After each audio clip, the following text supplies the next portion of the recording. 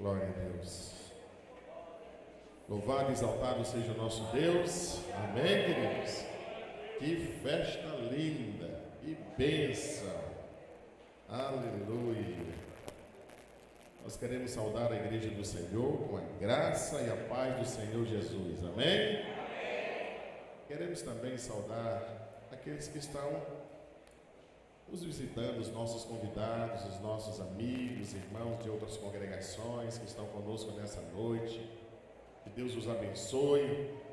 É uma alegria poder celebrar o Senhor em sua companhia. Glória a Deus. E os muitos que nos assistem pela transmissão, que Deus, que está testificando o nosso coração aqui no templo, também esteja com você, onde quer que você se encontre nesse momento. Aleluia. Aleluia, irmãos.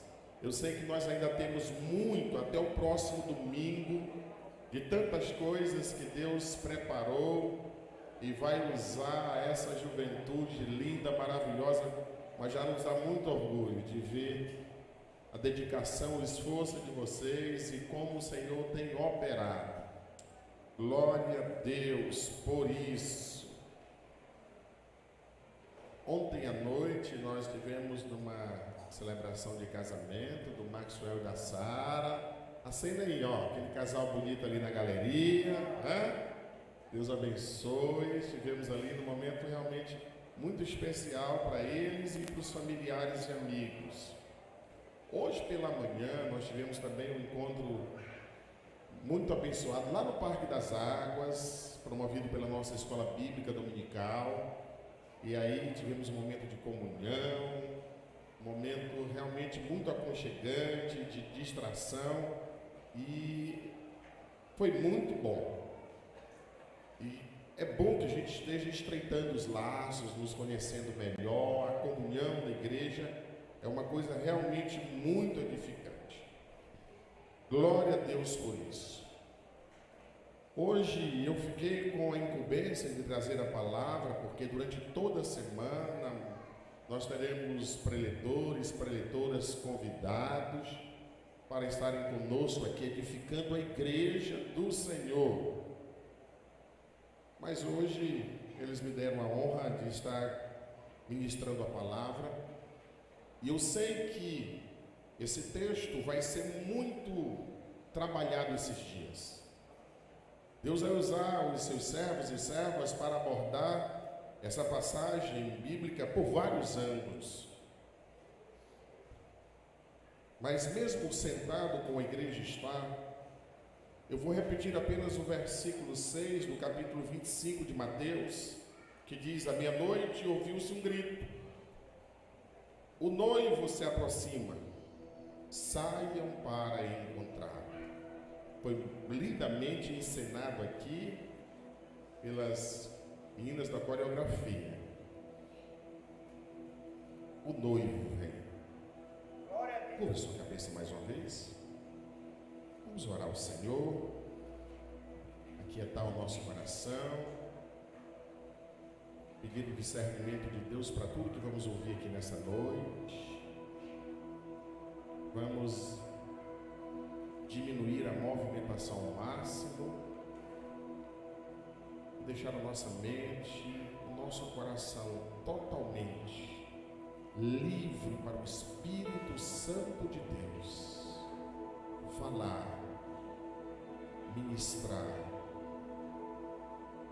Diga: Deus, eu quero te ouvir. Deus, eu quero que o Senhor me mostre na tua palavra, me ensine. Ó nosso Deus, é em teu nome que nós nos encontramos aqui nessa noite. É para ti essa festa, é para ti esse culto, é para ti essa celebração. É a expressão do nosso amor, é a expressão do quanto o Senhor representa para cada um de nós. E o Senhor nos reúne aqui, com tantas histórias diferentes, mas nós temos um ponto de convergência, que é o Senhor. Por isso, nessa noite, use a tua palavra poderosa, santa, preciosa, para nos edificar, para nos ensinar, para nos revelar a tua vontade. Em nome de Jesus nós oramos. Amém. Glória a Deus. Aleluia.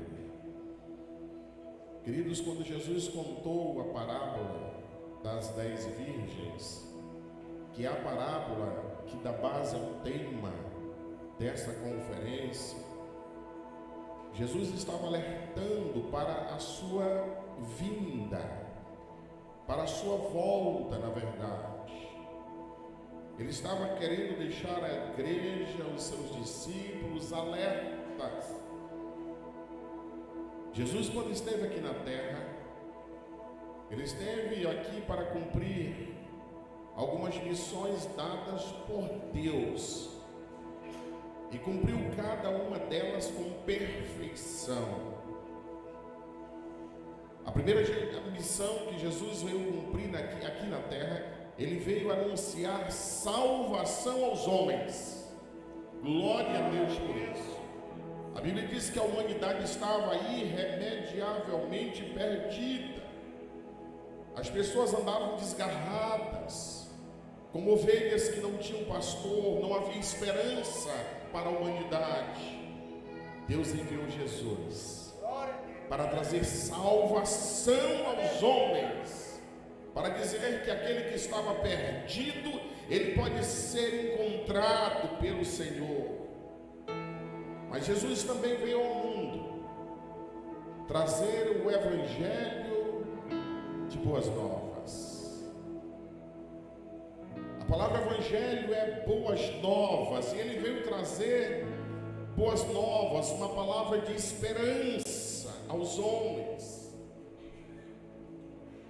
Ele veio trazer um norte, uma direção para a humanidade. Mas a terceira missão, Jesus veio para edificar a sua igreja. Ele veio para edificar a sua igreja. E ele anunciou isso de maneira bem clara aos seus discípulos, aqueles que o seguiam: edificarei a minha igreja, e as portas do inferno não prevalecerão contra ela. Quando Jesus estava anunciando a edificação de uma igreja, ele não estava pensando no nome, num templo físico, numa placa, numa denominação, mas ele estava pensando na reunião de todos aqueles que aceitariam o evangelho e a salvação que ele veio trazer. Onde quer que exista uma pessoa nesse planeta que tenha Jesus em seu coração, que creia em Deus, que pratique os seus ensinamentos, ele faz parte da sua igreja, da igreja estabelecida pelo Senhor.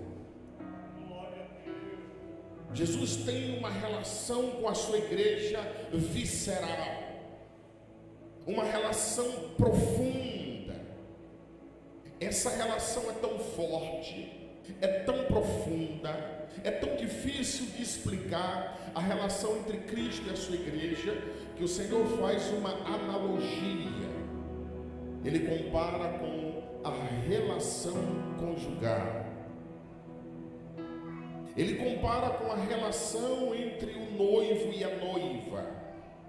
Talvez na nossa cultura hoje, século 21, cultura ocidental, isso não seja tão claro quanto era lá no primeiro século, lá na Palestina, na Judéia de Jesus, porque os noivos naquela época tinham uma relação de compromisso tão séria quanto a relação conjugal. O noivado era um ato de compromisso que não era para ser desfeito.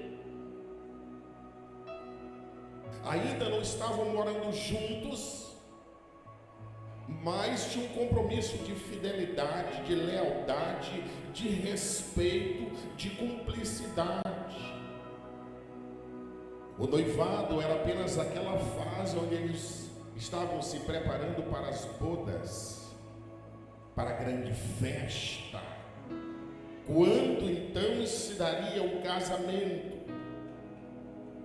E Jesus está dizendo que a igreja que ele estabeleceu nesse mundo, a reunião de todos os salvos por Cristo Jesus, é para ele como a noiva. E aí, irmãos, quando Jesus está subindo aos céus, ele afirmou que voltaria, e voltaria para buscar a sua igreja. A única razão para Cristo ainda retornar neste planeta, na terra, um dia ele virá, e a Bíblia diz que nós temos que aguardar que em breve ele retornará. Ele virá para buscar a sua igreja, ele virá para buscar a sua noiva. Aleluia, glória a Deus. No Evangelho de João, capítulo 14, o versículo 3, ele diz: eu voltarei e os levarei para mim, para que onde eu estiver, estejais vós também. Eu quero mais que um compromisso, eu quero estar fisicamente com a minha noiva, com a minha igreja, com o meu povo. O que nós vamos estar meditando ao longo de toda essa semana, ouvindo de cada um que Deus já preparou e já colocou no coração, é meditar nesses dias sobre a brevidade da volta de Cristo, a brevidade da volta do noivo para buscar a sua noiva, para buscar a sua igreja. E a palavra de Deus vai ecoar e já está ecoando em cada ouvido, em cada coração. O noivo vem, Cristo está voltando, você está preparado, a noiva está preparada, a igreja está preparada, os crentes estão preparados, cada pessoa desse planeta já está se preparando para esse encontro. Eu quero nessa noite falar na autoridade que o Senhor me concedeu sobre algumas verdades mais profundas da relação entre Cristo e a sua igreja.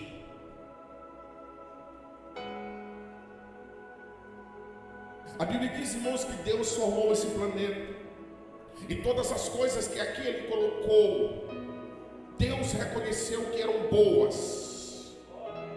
Todos os dias da criação, quando Deus criou, irmãos, o firmamento, quando Ele criou o céu, quando, irmãos, Ele criou o sol, a lua, quando criou as árvores, os répteis, tudo que Ele criou, a Bíblia diz que eis que Deus disse que tudo era bom. Era bom, irmãos. Tudo que Deus criou é importante. Mas a coisa mais importante, a coisa mais preciosa que existe nessa terra é a igreja do Senhor, é a igreja de Cristo. Quando Cristo voltar, Ele não está vindo aqui, irmãos, por causa das primeiras coisas que foram criadas, mas por causa da igreja que Ele estabeleceu aqui na terra. Ela é valiosa demais. Quando o apóstolo Paulo tenta explicar esta relação íntima, essa relação visceral de Cristo com a sua igreja, lá na carta aos Efésios, capítulo 25, a partir do versículo 23, ele vai pegando o relacionamento conjugal, como Deus abençoou, e ele vai comparando. Ele diz: pois o marido é o cabeça da mulher, como também Cristo é o cabeça da igreja, que é o seu corpo, do qual Ele é o Salvador. Assim como a igreja está sujeita a Cristo, também as mulheres estejam sujeitas em tudo a seus maridos. E aí ele diz: marido, amem suas mulheres, assim como Cristo amou a igreja e entregou-se a si mesmo por ela. Olha que coisa profunda, irmãos. Olha o que a palavra de Deus está dizendo. A Bíblia está dizendo que Cristo tem um amor. Tem um amor, irmãos, profundo, que nós temos dificuldade de explicar pela sua igreja. Ele ama a igreja. E eu fico imaginando, irmãos, desses momentos de cânticos que nós estávamos agora há pouco, nesse momento de regozijo na presença, o Cristo da igreja dos altos céus olhando a sua noiva, olhando todos aqueles irmãos que se juntaram a esse projeto de salvação, o carinho, o coração do nosso Senhor, dizendo: eis a minha noiva, em breve eu voltarei para buscá-la, porque o Senhor ama a sua igreja. E a Bíblia diz que Ele ama, e é um amor apenas de palavras, mas é um amor de atitude, aquele amor que fez com que Ele fizesse tudo o que fosse necessário por ela. A Bíblia diz que Ele entregou-se por ela. Cristo entregou-se pela sua igreja. Cristo entregou-se por nós, pelo seu povo. Aleluia. Mas a Bíblia diz também, irmãos, falando sobre essa importância da igreja, a Bíblia diz que a igreja está sujeita a Cristo. A igreja anda numa dependência de Cristo. Essa união estabelecida entre Cristo e a igreja gera uma dependência. A igreja depende de Cristo, irmãos. Não pode existir nenhum lugar, alguém ou alguma organização que se declare como igreja e não tenha essa dependência de Cristo. Por isso, nada nesse mundo pode separar Cristo da sua igreja. Absolutamente nada tem o poder de separar o Cristo da sua igreja, porque ambos pertencem inseparavelmente um do outro, está estreitamente ligado um ao outro. Cristo não pretende existir sem a sua igreja. Ele não pretende deixar a sua igreja. Ele não pretende abandonar a sua igreja. Mas a igreja não consegue existir sem Cristo. Não existe igreja sem Cristo. Sem Cristo não é igreja.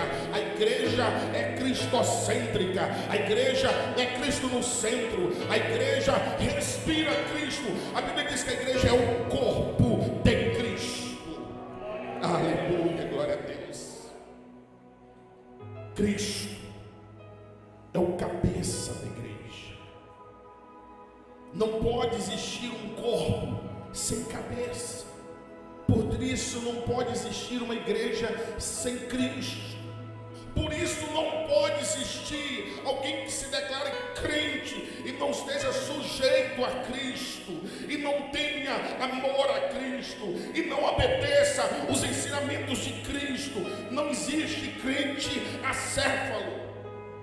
Cristo é o cabeça. Cristo, irmãos, é a mente por trás. Quando a Bíblia diz que Cristo é o cabeça da igreja, Cristo é o governo. Irmãos, pastores, líderes, presbíteros, as demais autoridades da igreja são apenas instrumentos, mas eles não governam a igreja. Eu não governo essa igreja, irmãos. Quem governa é o Senhor da igreja, é Cristo, e a eles todos nós devemos estar submissos. Se você diz que tem temor ao Senhor e não aceita as suas ordens, e não aceita os seus ensinamentos, e não aceita as suas instruções, isso não é verdade. Ele governa, Ele direciona. Aleluia, glória a Deus por isso. Ele é o mentor intelectual. As ações da igreja, elas não surgem fruto da mentalidade de pessoas, mas da inspiração do Espírito Santo. Ninguém faz nada de si próprio, porque de si próprio, irmãos, estará vazia, mas é Cristo orientando, ensinando. Por isso é importante demais. Por isso é que Ele vai voltar para pegar a sua noiva, irmãos. Por ser tão importante, Cristo protege a sua igreja. A igreja está debaixo do manto de Cristo, está debaixo da mão poderosa, está sobre a sombra do Onipotente. Aleluia. Irmãos, a igreja é a instituição mais segura que existe, porque todos os poderes, irmãos, humanos e sobre-humanos, ao longo da história já se levantou contra a igreja de Cristo, mas nada que se levante contra a noiva de Cristo permanece de pé, porque Cristo defende a sua igreja. Não mexa com a igreja de Cristo, não se coloque contra a igreja de Cristo, não se considere um adversário da igreja de Cristo, porque nada vai ficar de pé. Tudo que se levantar contra a noiva de Cristo, Ele defende a sua igreja. Aleluia. Você sabia que tudo nesse mundo tem um prazo de validade? Menos a igreja. Menos a igreja. Tudo nesse mundo é perecível, mas a igreja não é. Hoje, irmãos, você vai adquirir qualquer coisa, você percebe o quanto as coisas são frágeis, o quanto as coisas elas são temporárias, o quanto está cheio de prazo de validade cada vez mais curto. Mas a igreja do Senhor não tem prazo de validade, irmãos. Os governos têm prazo de validade em qualquer lugar do mundo, mesmo aqueles que tentam se considerar como donos do poder têm prazo de validade. O governante que mais tempo passou no poder, segundo a história, foi o rei Luís XIV da França. Governou durante 72 anos. Olha quantas pessoas nasceram, cresceram e morreram, e uma pessoa só governando. Parecia que nada seria capaz de remover aquele homem do poder. Mas um dia o seu prazo de validade chegou e ele morreu. Porque tudo, irmãos, que os homens constroem tem prazo de validade. Os grandes impérios da história tiveram prazo de validade. Quando você pega o grande império romano, alguns dizem o maior que já existiu, ele também teve prazo de validade. Após 503 anos, ele tombou, ele desmoronou. Irmãos, se é assim. Quando Hitler assumiu o comando da Alemanha em 1932, ele fez um discurso diante do parlamento alemão, e ele diz: eu estou começando um império na Alemanha, eu estou começando um Reich, e o império que eu vou começar vai durar 1000 anos. 1000 anos, irmãos. Durou 13, validade curtinha. Mas a igreja do Senhor não tem prazo de validade. A igreja não envelhece. A noiva do Cordeiro não envelhece. A noiva de Cristo não envelhece. De vez em quando vem alguns querendo inventar modismo, como se a igreja estivesse decadente, como se a igreja estivesse ultrapassada, envelheceu. Não. Ela continua como há 2000 anos atrás, aguardando o noivo. Linda, formosa, aleluia. A Bíblia diz que Deus vai tratando com a sua igreja através da sua palavra. Ele vai limpando, Ele vai tirando os defeitos, Ele vai purificando, Ele vai santificando. Aleluia, glória a Deus. Ele vai tratando, porque Ele vai vir buscar. Ele vai vir buscar a sua igreja. Depois de 2000 anos ela continua formosa, aguardando a noiva. A igreja não acaba, irmãos. A igreja não acaba. Ela nunca será destruída. A igreja é indestrutível. Ela é indestrutível. Sabe por quê? A Bíblia diz que o alicerce é Cristo. Ela foi erguida sobre os ensinamentos. Ele é a pedra angular, Ele é a pedra fundamental. Cristo está, irmãos, no fundamento e Cristo é o cabeça. Não há como destruir uma edificação dessas. Não há. Não adianta se levantar contra ela. Você tem noção da quantidade de malucos que já surgiram na história profetizando o fim da igreja?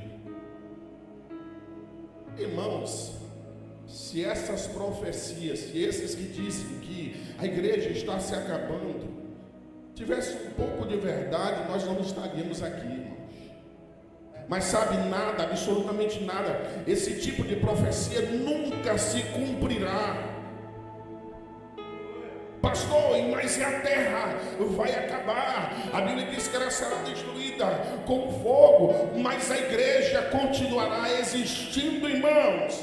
Sabe o que vai acontecer? Ela só vai mudar de lugar. Aleluia, glória a Deus. Ela que hoje se reúne nesta terra, irmãos, ela estará com o noivo na glória, na eternidade com Cristo. Nos céus há um lugar para a igreja do Senhor. Aleluia, glória a Deus. Não há honra maior, não há privilégio maior de fazer parte da igreja do Senhor. Você receberá muitos convites, participará de muitas organizações, de instituições muito importantes ao longo da toda a tua vida, mas não há nada mais importante, nada mais valioso, nada mais honroso do que fazer parte da igreja do Senhor, de dizer: eu faço parte da única instituição que continuará existindo quando nada nesse planeta existir mais, porque ela estará com o Senhor na eternidade. Ele veio, não há dúvida que Ele veio buscar a sua igreja. Na passagem da parábola das 10 virgens, diz: à meia-noite ouviu-se um grito, o noivo se aproxima. O noivo se aproxima. A volta de Cristo é o momento mais esperado pela igreja. É o momento mais aguardado. Por isso ela é comparada com aquela noiva que já tem todo um enxoval. Está tudo pronto. E ela fica olhando as horas, os minutos se aproximando. A igreja aguarda ansiosa a volta de Cristo, a volta do noivo. Aleluia. Porque, irmãos, esse não é o nosso lugar. Está cada vez mais desconfortável.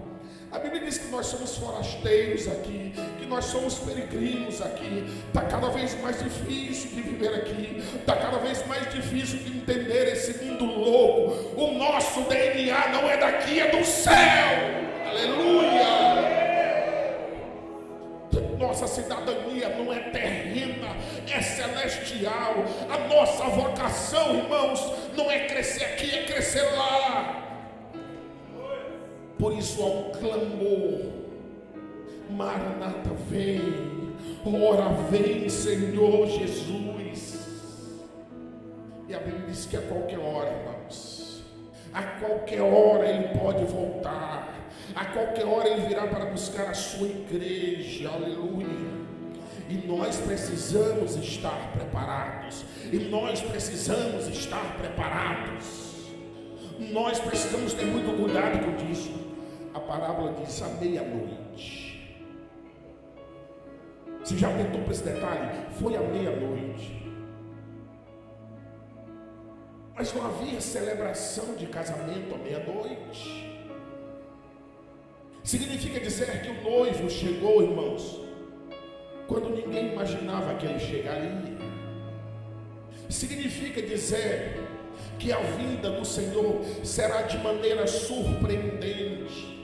A Bíblia diz que assim como nos dias de Noé, que as pessoas festejavam, casavam, davam-se casamento, viviam em folguedos, viviam em farras, viviam, irmãos, para si mesmo, para os seus prazeres, e de repente as comportas do céu se abriu e o dilúvio veio. Da mesma maneira será a vinda do Filho do Homem.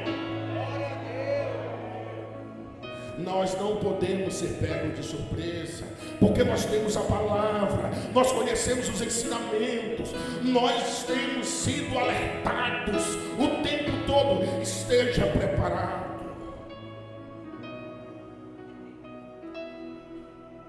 Você precisa, meu irmão, ter cuidado com alguns movimentos que surgem para te distrair como igreja. Esse mundo, irmãos, tem hora que ele cria algumas coisas para distrair, para tirar a nossa atenção, para tirar o nosso foco. E tem horas que, se nós não tivermos cuidado, irmão, a gente esquece dessa advertência. Nós temos que estar o tempo todo focado nisso. E tem horas que alguns esquecem da missão da igreja, do seu papel como parte do corpo de Cristo, e se envolve de maneira apaixonada, de maneira visceral com outras coisas. Ei, mas cuidado, porque ele vem. E pode ser a meia-noite quando você estiver distraído. Pode ser a meia-noite quando você estiver desatento. Por isso, enquanto você, meu irmão, que é parte da igreja, enquanto nós, que fazemos parte desta igreja ainda, estamos aguardando esse momento, cuidado para não se distrair. Cuidado, porque algumas coisas que você julga muito importante e essencial, pode ser apenas uma distração. E você começa a se envolver demais nas distrações desse mundo. E daqui a pouco você está como Demas.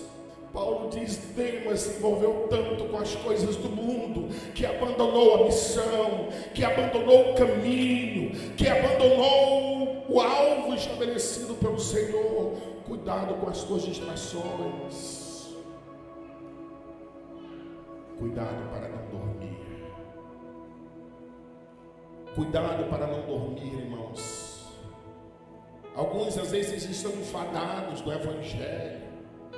Tem muita gente, irmãos, que não tem mais paciência com a igreja, com mensagem, com sermão. Está letárgico, está sonolento para as coisas de Deus.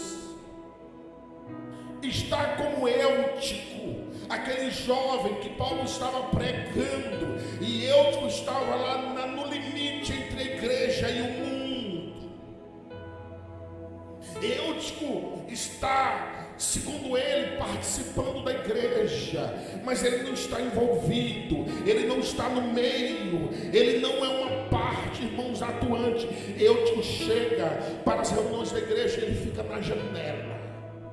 O texto diz que ele ficou na janela, e ele olhava para o culto, e ele olhava para o mundo, e ele olhava para os louvores, e ele olhava, irmãos, para os atrativos lá fora, e ele foi ficando sonolento com tudo aquilo que o inimigo e o mundo ia mostrando, e de repente ele caiu para fora. É triste ver alguns que estão caindo para fora, que estão tombando para fora, por causa da sonolência que esse mundo tem provocado. Cuidado para o Senhor não te encontrar dormindo. Sabe, irmãos, enquanto nós aguardamos a volta de Cristo, enquanto nós aguardamos a vinda do noivo, nós precisamos, como na parábola, manter as nossas luzes acesas. Não deixe o mundo apagar a tua chama. Não deixe o mundo apagar a tua chama. Não sufoque o Espírito Santo na tua vida. Permita que Ele dirija os teus passos. Permita que Ele controle as tuas ações. A Bíblia diz: enchei-vos do Espírito. Enchei-vos do Espírito Santo. É cheio do Espírito Santo, irmãos, que o crente se torna a diferença. É cheio do Espírito Santo que o poder de Deus emana das nossas vidas. Precisamos de azeite na lâmpada. Irmão, quando você perceber que está meio desanimado, quando você perceber que o ambiente de culto já não te atrai mais, meu irmão, cuidado, porque teu azeite está diminuindo. A unção do Espírito Santo, irmãos, está se esvaindo, e você precisa correr aos pés do Senhor e dizer: Senhor, eu não posso viver sem Ti. Senhor, eu não posso ficar aqui. Senhor, renova as minhas forças, renova o meu espírito e corra para a palavra do Senhor. Será muito, muito divulgado esses dias. O noivo veio. E cada um de nós temos que ser multiplicadores desse alerta. Alerte os seus familiares, alerte os seus amigos, alerte os seus vizinhos. O tempo está próximo. Eis que o Senhor vem, e vem para julgar o mundo e julgar os povos. Arrependa-te, converta-se, reconcilia-te, restaura a tua relação com Deus, aviva o Espírito Santo que habita em ti, na obediência e na prática da palavra e no serviço cristão. Que Deus te abençoe, que Deus fortaleça você. Vamos orar e diga: Senhor, trata comigo nesses dias mesmo.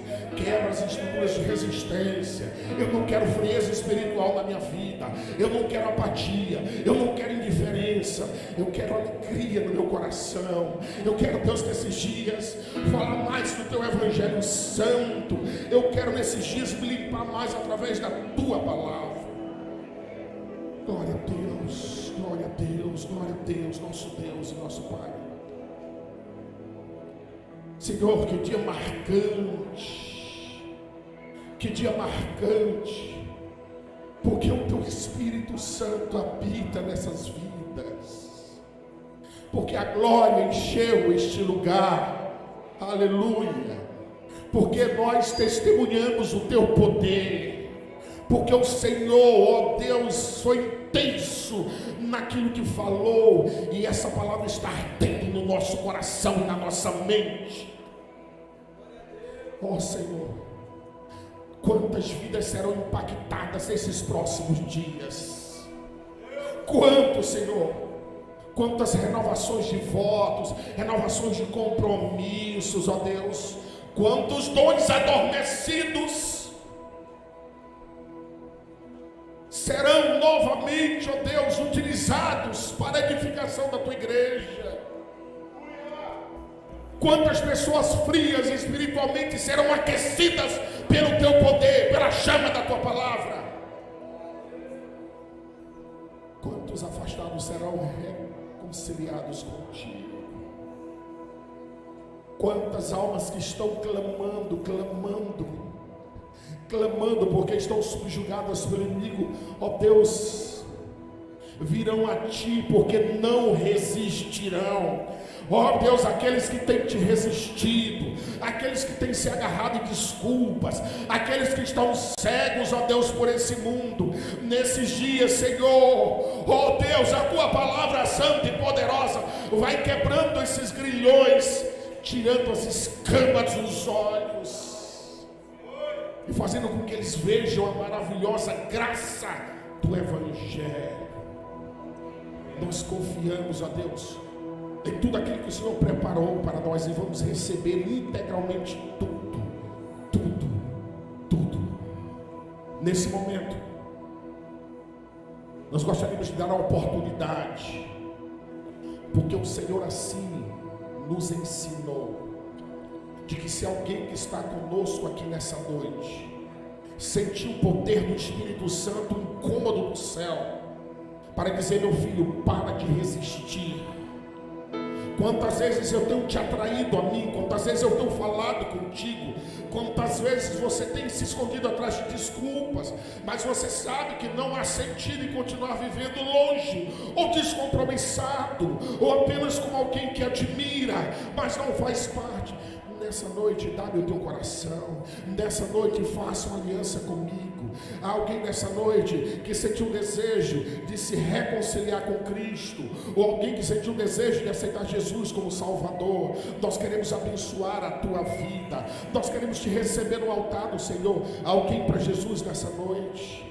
Alguém para Jesus nessa noite? Quem é a primeira pessoa que vai dizer eu quero? Vai levantar a mão apenas como um gesto, e a igreja vai abençoar você, e nós vamos acolher você. Se você está afastado, se está distante, se tem estado insensível à palavra, mas nessa noite o Senhor falou com você, e diga: vem meu filho ao teu altar, vem minha filha. Alguém para Jesus nessa noite? Alguém para aceitar o Senhor nessa noite? Nós vamos nesse momento cantar com esse lindo vocal. Mas se o Senhor te atrair para cá, venha. Não se preocupe com o que vão falar, com o que vão pensar, mas sim com a transformação que Deus vai operar em você. Aleluia. Nós vamos cantar juntos nesse momento com os nossos irmãos.